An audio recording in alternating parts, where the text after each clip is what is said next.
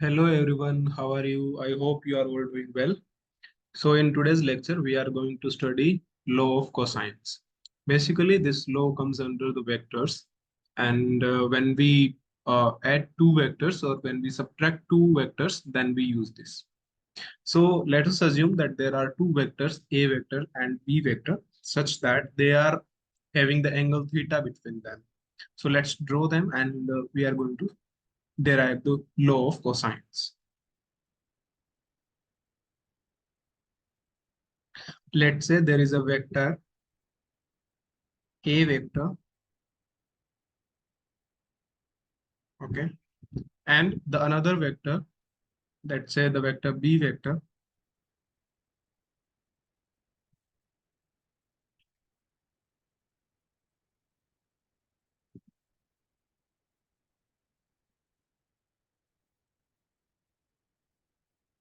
okay.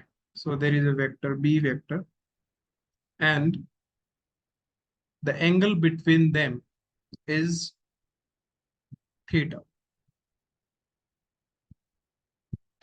and the resultant is as per the triangular law of addition, can be, or we can say that as per the parallelogram law of addition, we can say that the diagonal of the parallelogram will be the resultant of the vector A vector and B vector.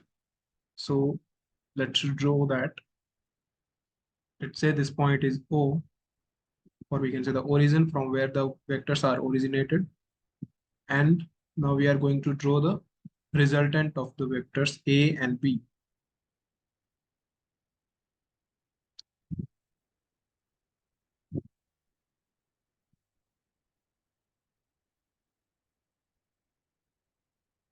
Okay. Now we are going to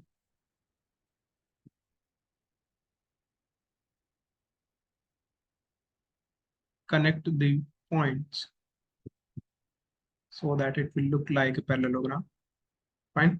So let's say this point is uh, point P, and now when we connect this point,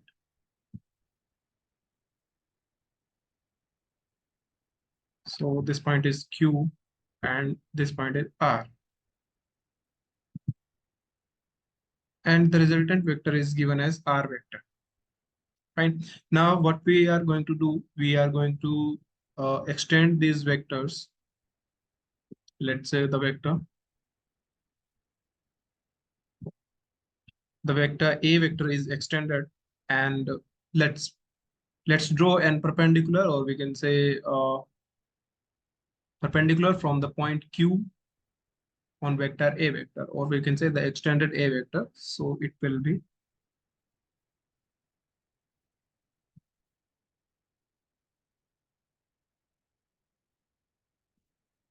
like that.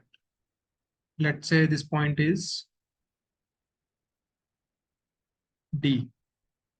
And since we know that the A vector and B vector is having angle theta between them, and OR and PQ are parallel to each other. So that's why this angle also will be theta, right?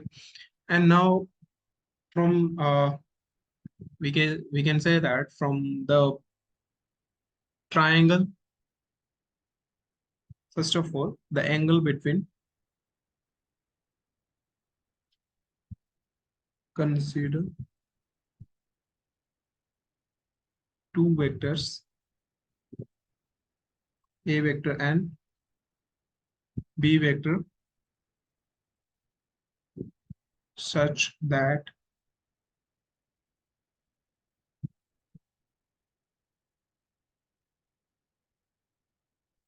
the angle between them is theta, as drawn in figure. So from the above figure, we can say that by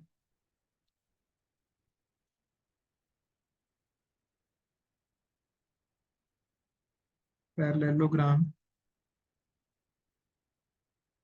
law of addition, We can say that R vector, or we can say the resultant vector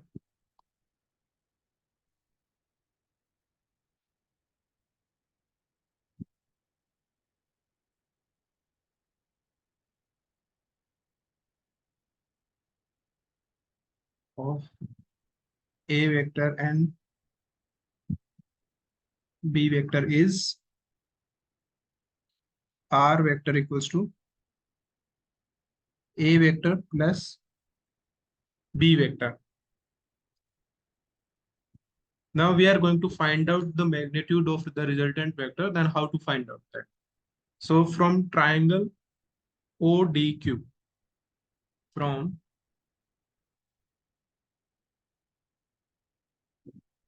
the right angle triangle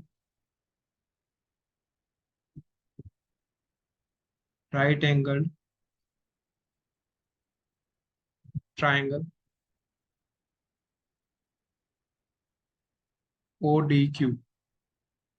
So the we can say here OQ is the hypotenuse of the triangle, and OD is the we can say that OD is the base of the triangle, and DQ is the height of the triangle. So it will be OQ square equals to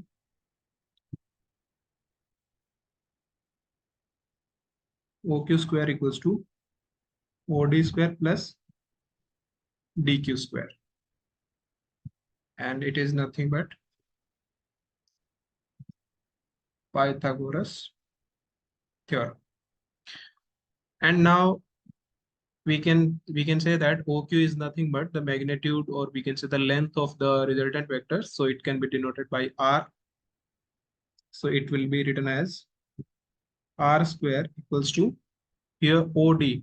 OD can be divided into two parts, OP plus PD. So let's write that OP plus PD, OP plus PD square plus DQ. What is DQ here? We can say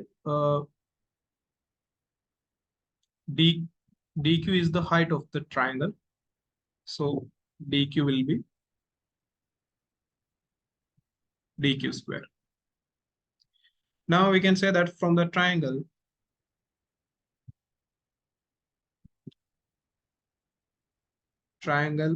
ODQ, what we can write, OP equals to A equals to magnitude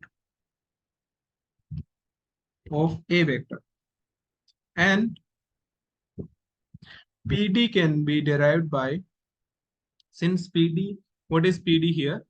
From what triangle PDQ, triangle from right angle triangle PDQ, where D is the right angle, and cos theta can be written as cos theta cos theta can be written as cos theta can be written as PD upon PQ. It will be PD upon PQ.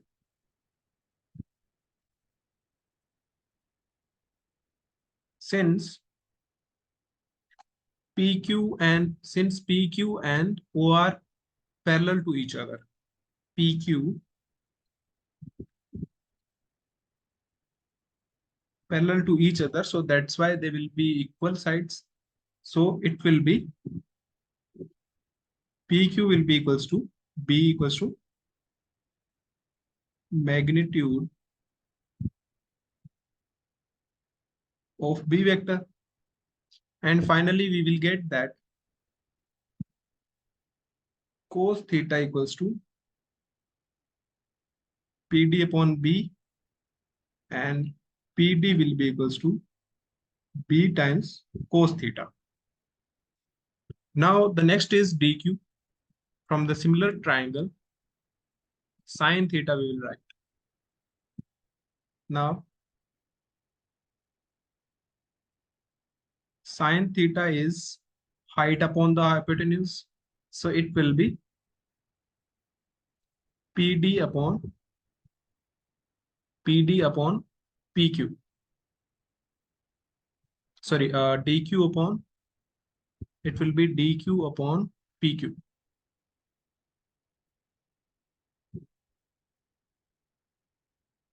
dq upon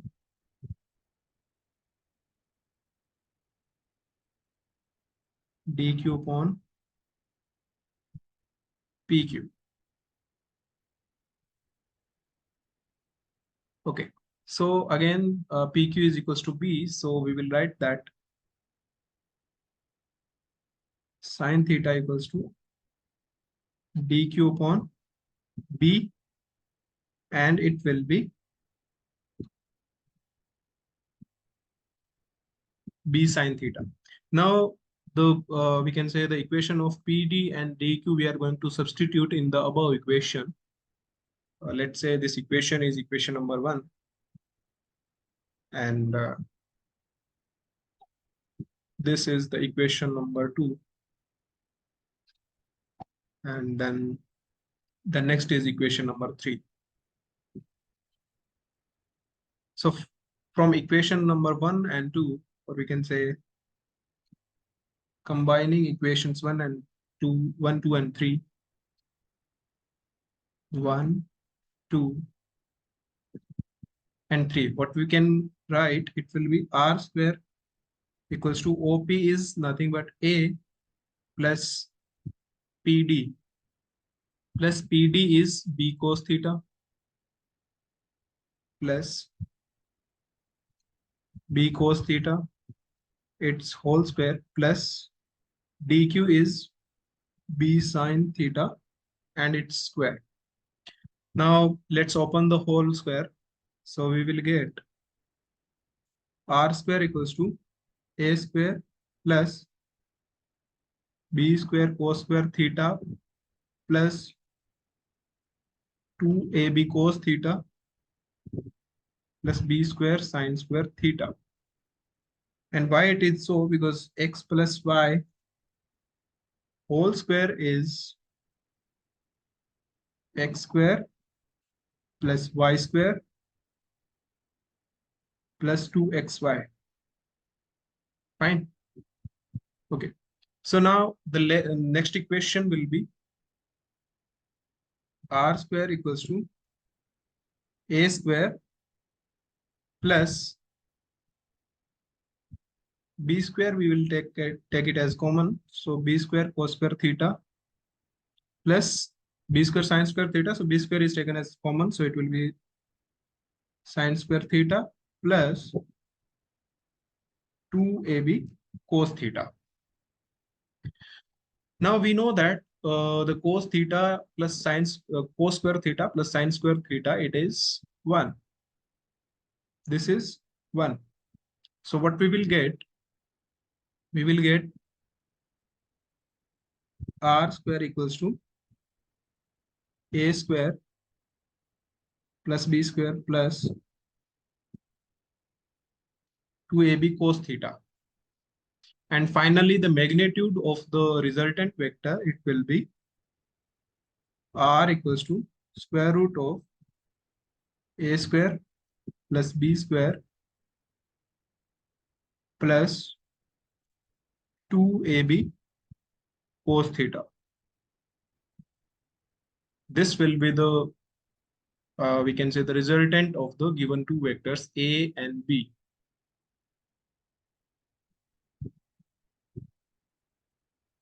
And this is also called as law of cosines. Okay, so that's how we can derive the law of cosine by using two vectors, A vector and B vector. And there is that we can say the another way also, if you want to derive, that is the resultant of the A vector and B vector, where the we can say the one vector is of the negative sign. So then it will become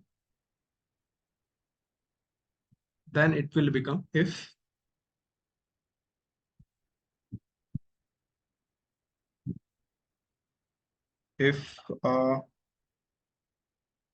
B vector is minus of B vector, then, or we can say that in case of subtraction,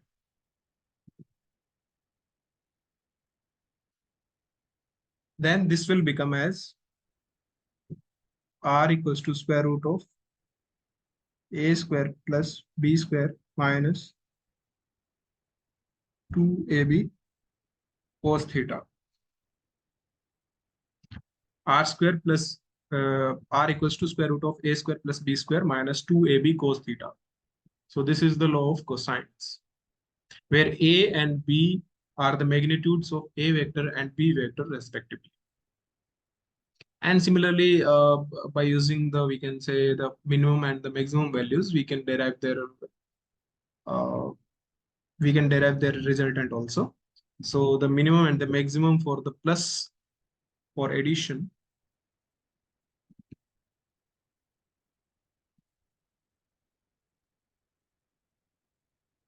for addition,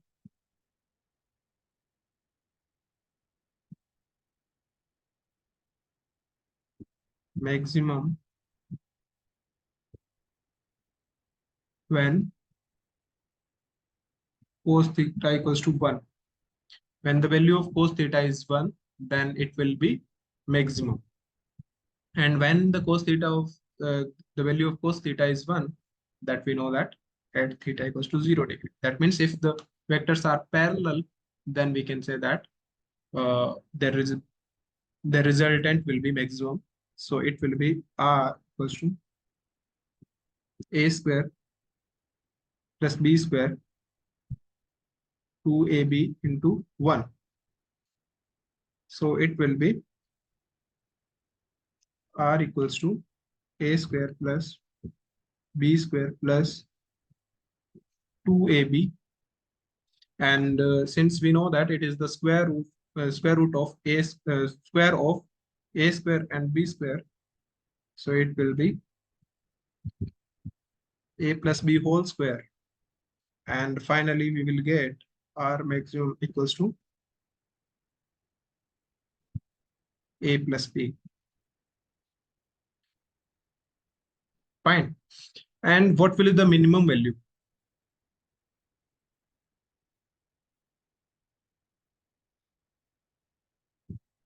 Minimum value if cos theta equals to -1, or we can say that when theta equals to 180 degree. So it will be r minimum equals to square root of a square plus b square 2ab minus 1, and we will get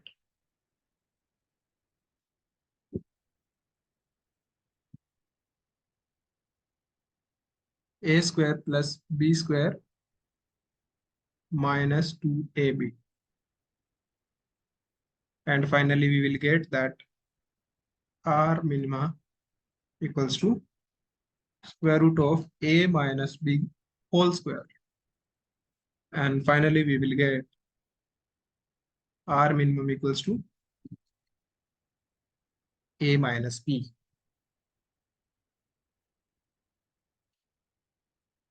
So that's how we can use the law of cosines in many cases. And it is very useful in vector addition and vector subtraction. So I hope you understood the concept of law of cosines. And if you have any doubt, then you can ask in the comment section. I'll be happy to help you. Thank you so much.